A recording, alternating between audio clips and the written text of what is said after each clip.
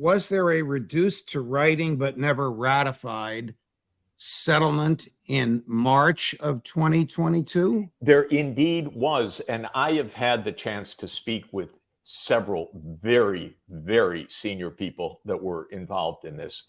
And one thing that's extremely interesting, when Zelensky made his statements, President Putin said to his top aides, well, okay, see what this is about. And Ukraine actually put something on paper as a first draft, and the Russian leadership looked at it, sent it on to Putin, and President Putin said, okay, draft an agreement, draft a draft agreement.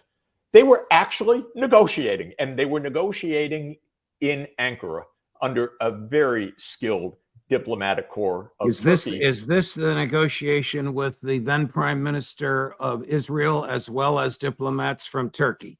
Yes. Let me guess who disrupted this agreement.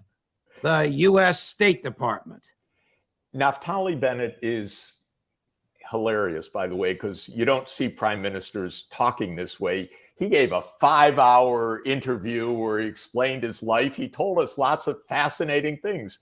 And one of the things he explained to us was how interesting it was. He suddenly found himself as intermediary of Putin and Zelensky and Biden and Schultz. And yeah, it was very exciting. And they were working on the 7th draft, and they were making progress. They were coming close to signing. And then Naftali Bennett explains in this wonderful interview, quite remarkable, he says, then they stopped it. They stopped it. He says the Americans stopped it. And he actually explains, by the way, they stopped it because they wanted to look tough to China. They were worried that this could look weak to China. So it's not even a proxy war with Russia. It's all about China in this crazy, crazy, topsy-turvy, weird failure of diplomacy. And then, of course, after Bennett says this and everyone's shocked, he walks it back. No, I didn't say that. I didn't mean it. Because that's the other way that our world works, is when a little bit of truth leaks out, you deny it, even though it's in front of your eyes, even though you could play the tapes again and again. So the United States stopped the diplomacy, and Ukraine has been the victim.